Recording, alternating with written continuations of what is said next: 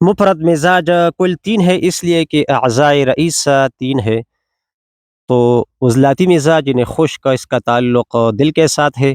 غدی یعنی گرم مزاج، اس کا تعلق جگر کے ساتھ ہے، یہ آپ نے پڑھا ہے۔ اور اعصابی یعنی تر مزاج، اس کا تعلق دماغ کے ساتھ ہے۔ تو اب ہم اس کے بارے میں کچھ پڑھیں گے۔ اسے نیرو سسٹم بھی کہا جاتا ہے، اور یا اگر آپ کہیں پر نیروز سیلز کا نام سنیں تو اس کا مطلب یہ ہے کہ دماغ و اعصاب کے بارے میں کچھ بتایا جا رہا ہے۔ تو اس مزاج کو دماغی مزاج بھی کہا جاتا ہے، اعصابی مزاج بھی کہا جاتا ہے، اور کاربوہائیڈریٹ والا مزاج، تر مزاج، الکلائن یا اساسی مزاج، بیس والا مزاج، بلغمی مزاج۔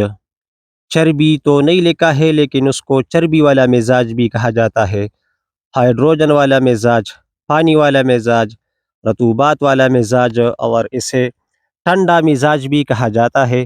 خشک سرد دو نمبر مزاج بھی ٹھنڈا ہوتا ہے، لیکن ہم ادھر سرد کا لفظ استعمال کریں گے اور ادھر ٹھنڈا کا لفظ استعمال کریں گے، تاکہ کچھ نہ کچھ فرق وہ معلوم ہو سکے، اور اسے بلغمی مزاج بھی کہا جاتا ہے۔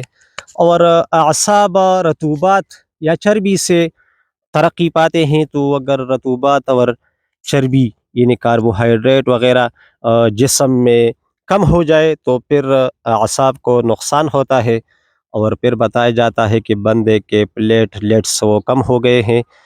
تو مطلب ضرور بھی ضرور کچھ نہ کچھ اعصابی چیزیں، یعنی تر اور پانی والا اور رطوبات والا اور اس طرح چربی والا خوراک، یہ دماغ و اعصاب کو ترقی دیتا ہے اور اس کو تحریک میں لاتا ہے۔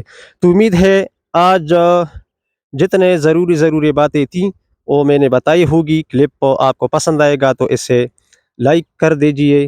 اگر آپ چینل پر نئے ہیں تو میرا چینل سبسکرائب کریں۔ السلام علیکم ورحمۃ اللہ وبرکاتہ۔